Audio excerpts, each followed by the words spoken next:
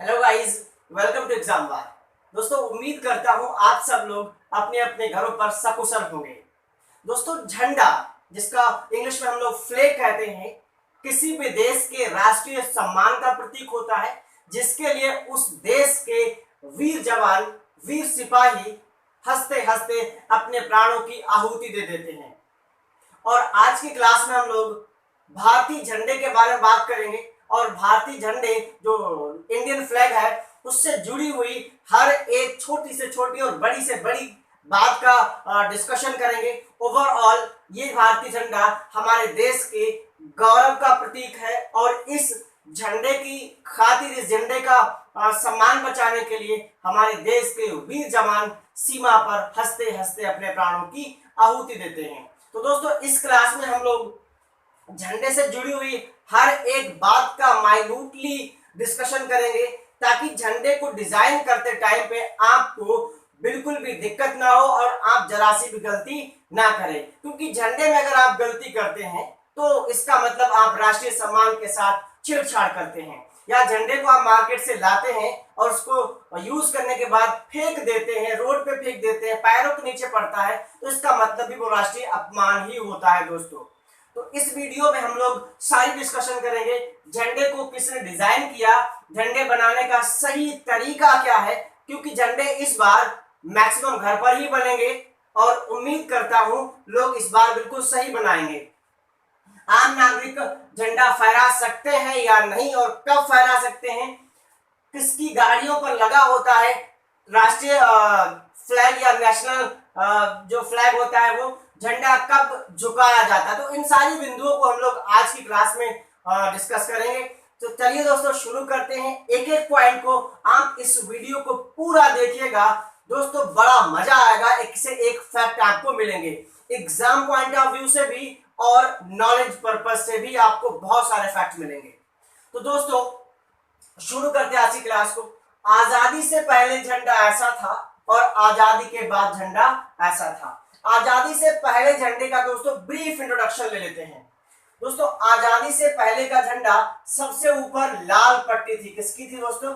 ये लाल पट्टी थी और लाल पट्टी रिप्रेजेंट करती थी हिंदुओं को। किसको दोस्तों? ये हिंदू धर्म का प्रतीक थी। किसका दोस्तों? ये लाल पट्टी ऊपर की, आजादी से पहले के झंडे की बात कर रहा हूं मैं, ये लाल पट्टी थी और लाल पट्टी हिंदू धर्म को रिप्रेजेंट करती थी, हिंदुओं को रिप्रेजेंट करती थी। और जो नीचे पट्टी थी ये हरी पट्टी थी। कैसी दोस्तों थी? ये हरी पट्टी थी, ये मुस्लिम्स को रिप्रेजेंट करती थी। किसको दोस्तों? ये मुस्लिम को रिप्रेजेंट करती थी, मुस्लिम्स को रिप्रेजेंट करती थी। तो हरी पट्टी मुस्लिम्स के लिए, लाल पट्टी हिंदुओं के लिए, और बीच में गांधी जी का चरखा था। क्या था दोस्तों? गांधी जी का चरखा बना हुआ था। अब इस गांधी जी के चरखे में क्या रिप्रेजेंटेशन था? ये आत्मनिर्भर भारत। क्या दोस्तों? ये आत्मनिर्भर भारत, ये आत्मनिर्भर भारत का संदेश देता था। तो इस तरीके से दोस्तों ये पुराना झंडा था। ये भारतीय राष्ट्रीय कांग्रेस जो उस समय आजादी की लड़ाई लड़ रही थी उसका बनाया हुआ झंडा था। और झंडे का डिजाइन किसने किया था? झंडे को डिजाइन किया था दोस्तों पिंगाली। कौन दोस्तों? पिंगाली वेंकैया। कौन दोस्तों? पिंगाली वेंकैया। ये नाम आप याद रखेंगे, पिंगाली वेंकैया, क्योंकि ये बहुत ही इंपॉर्टेंट नेम है। ये अक्सर एग्जाम्स में यूपीएससी, एसएससी या जो स्टेट लेवल के एग्जाम्स हैं उनमें अक्सर पूछ लिया जाता है कि भारतीय झंडे को किसने डिजाइन किया था। तो आपका सही आंसर होगा पिंगाली वेंकैया। पिंगाली वेंकैया दोस्तों आंध्र प्रदेश के रहने वाले एक स्वतंत्रता सेनानी थे। इन्होंने भारत की आजादी में भारत की आजादी की लड़ाई में बढ़ चढ़कर भाग लिया और इस झंडे को डिजाइन किया। और झंडे को बनाने की बात सबसे पहले महात्मा गांधी जी ने 1921 में की थी। तो ये बात इतनी पिंगाली वेंकैया की हुई। अब दोस्तों जो प्रेजेंट टाइम पे झंडा है, जो प्रेजेंट टाइम पे झंडा है, ये कैसे आया? जब देश आजाद हो रहा था, जब संविधान सभा बनी, संविधान सभा में एक एडहॉक, कौन सी दोस्तों? एक एडहॉक फ्लैग कमेटी बनी। एक एडहॉक फ्लैग कमेटी, कौन सी दोस्तों, एक एडहॉक फ्लैग कमेटी बनी और इस एडहॉक फ्लैग कमेटी के जो अध्यक्ष थे वो थे राजेंद्र प्रसाद। कौन दोस्तों थे, वो थे राजेंद्र प्रसाद। एक्चुअल में ये सॉरी दोस्तों, ये डॉक्टर राजेंद्र प्रसाद थे। तो इस एडहॉक फ्लैग कमेटी के अध्यक्ष डॉक्टर राजेंद्र प्रसाद थे। कुछ बुक्स में ये भी दिया है कि झंडा समिति के अध्यक्ष डॉक्टर जेबी कृपलानी थे, वो बिल्कुल गलत है। झंडा कमेटी नहीं बनी थी, एडहॉक झंडा कमेटी बनी थी और उसके अध्यक्ष थे डॉक्टर राजेंद्र प्रसाद और इसके और सदस्य थे श्रीमती सरोजिनी नायडू, डॉक्टर भीमराव अंबेडकर, अब्दुल कलाम आजाद और के एम मुंशी, कन्हैयालाल माणिकराम मुंशी, ये आदि इस झंडा समिति के सदस्य थे। अब दोस्तों इस समिति ने इस जो प्रेजेंट टाइम पे झंडा है उसको 22 जुलाई, कब दोस्तों, इसको 22 जुलाई 1947, 22 जुलाई 1947 को अपनाया। 22 जुलाई 1947 को इन्होंने झंडा अपनाया। क्या अपनाया दोस्तों, इन्होंने जो प्रेजेंट टाइम पे झंडा है, प्रेजेंट टाइम पे जो भारत का ये झंडा है, इसको अपनाया था और इसमें इन्होंने क्या क्या बदलाव किए उस तरीके से अब दोस्तों हम उन बदलाव को देखते हैं। तो दोस्तों इन्होंने बदलाव क्या किया, सबसे ऊपर जहां पर रेड है, जहां पर लाल हुआ था, यहां पर सैफरन कहने का मतलब केसरिया कर दिया। क्या कर दिया दोस्तों, केसरिया कर दिया या केसरी कर दिया, केसरिया रंग डाल दिया। और ये केसरिया रंग दोस्तों अब प्रतीक या सिंबलाइज करता है भारतीय बलिदान को। किसको दोस्तों, ये बलिदान का प्रतीक माना जाता है। किसका प्रतीक माना जाता है, बलिदान का। ठीक है दोस्तों, अब इसके बाद में ये चरखे की जगह पर अशोक चक्र, क्या दोस्तों, इस अशोक चक्र को बनाया गया। क्या बनाया गया, ये अशोक चक्र है, अशोक चक्र। और ये अशोक चक्र जो है धर्म को रिप्रेजेंट करता है। ये किसका प्रतीक है दोस्तों, ये धर्म का प्रतीक है, धर्म का प्रतीक है ये। और इसको लिया कहां गया, कहां से गया दोस्तों, इसको लिया गया है अशोक की लाट सारनाथ से, जिसके नीचे लिखा है सत्यमेव जयते। वहीं पर ये अशोक चक्र भी बना है। इसका कलर दोस्तों, इसका कलर होता है नेवी ब्लू। क्या होता है दोस्तों, नेवी ब्लू। ये नेवी ब्लू कलर का होता है, नीले रंग का होता है। और इसकी तीलियों की संख्या, स्पोक्स की संख्या कितनी होती है दोस्तों, इसकी ये 24 तीलियां होती हैं। कितनी तीलियां होती हैं दोस्तों, ये 24 तीलियां होती हैं। कलर नेवी ब्लू, प्रतीक किसका है, धर्म का प्रतीक है। क्या नाम है, अशोक चक्र। लिया कहां से गया, सारनाथ के जो अशोक का स्तंभ है, अशोक स्तंभ सारनाथ से लिया गया। इसके नीचे लिखा है सत्यमेव जयते। तो दोस्तों दो चीजें हुई। और ये पूरी पट्टी है व्हाइट, जो शांति का प्रतीक है। किसका प्रतीक है दोस्तों, ये सफेद यहाँ पर रंग है, सफेद रंग शांति का प्रतीक है। और नीचे है हरा रंग, क्या दोस्तों, ग्रीन, हरा रंग है, जो समृद्धि, जो उन्नति या समृद्धि का प्रतीक है। उन्नति या समृद्धि का प्रतीक कौन है, हरा रंग है। तो दोस्तों ये रंगों का वर्णन हुआ। इसके अलावा जब आप झंडा बनाएंगे तो जो रेशियो रहेगा वो लंबाई का रेशियो रहेगा 3। ये कितना रहेगा, ये रहेगा 3 यूनिट। और ये जो चौड़ाई है ये रहेगी 2 यूनिट। क्या दोस्तों, ये 2 यूनिट और ये कितना रहेगा, ये 3 यूनिट रहेगा। तो आपको ये रेशियो मेंटेन करके रखना। जब आप झंडा बनाएं तो आप ये रेशियो 2:3 मेंटेन करके चलें। 3 यूनिट ऐसा और 2 यूनिट ऐसा, तभी आप सही झंडा बना पाएंगे, सही फ्लैग बना पाएंगे। दोस्तों आज तक आपने बहुत से जोक्स को फॉरवर्ड किया होगा, शेयर किया होगा, बहुत सी आपने सॉन्ग्स को भी शेयर किया होगा। आज आप इस वीडियो को शेयर करिए ताकि आने वाले 15 अगस्त को कोई भी देशवासी गलत झंडा ना बनाए, बिल्कुल सही झंडा बनाए, क्योंकि ये देश के सम्मान का एक पॉइंट बनता है। और आप झंडे को सुधारने में अपना फर्ज निभाएं। इस वीडियो को आगे फॉरवर्ड करें, शेयर करें दोस्तों। अब ये हमने झंडे के बारे में डिस्कशन किया। ये इसके बाद में दोस्तों अब क्या है ये, अच्छा एक डेट आपको ये नाम भी याद रखना है, एग्जाम्स में कई बार पूछा जाता है। एड हॉक फ्लैग कमेटी बनी थी, उसके अध्यक्ष कौन थे? डॉक्टर राजेंद्र प्रसाद अध्यक्ष थे। और जो झंडा डिजाइन किसने किया था दोस्तों? वो झंडा पिंगाली वेंकैया ने डिजाइन किया था। किसने दोस्तों? पिंगाली वेंकैया ने डिजाइन किया था। आंध्र प्रदेश के ये रहने वाले थे। अच्छा इसके बाद दोस्तों अब क्या है, अब आम नागरिक झंडा फहरा सकता है या नहीं, इस बात पे जरा डिस्कशन कर लेते हैं दोस्तों। बात है 2002 की। कब की दोस्तों? 2002 की बात है। आपने नाम सुना होगा नवीन जिंदल। क्या नाम सुना दोस्तों? नवीन जिंदल। नवीन जिंदल वही अपने सरिया वाले जिनके लोहे की फैक्ट्री है। तो नवीन जिंदल साहब की बात है। तो नवीन जिंदल साहब ने अपनी फैक्ट्री रायगढ़, कहां पर इनकी फैक्ट्री है? रायगढ़ की फैक्ट्री में इन्होंने झंडा फहरा दिया। अपनी फैक्ट्री के ऊपर इन्होंने झंडा भारतीय लगा दिया।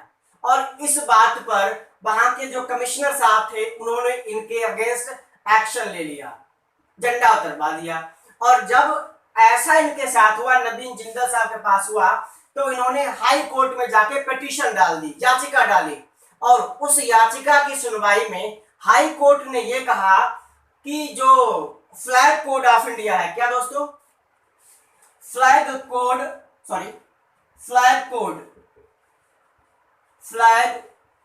कोड ऑफ इंडिया है, ये एक कानून है जिसमें यह बताया गया झंडा कौन फहरा सकता है, कौन नहीं फहरा सकता है।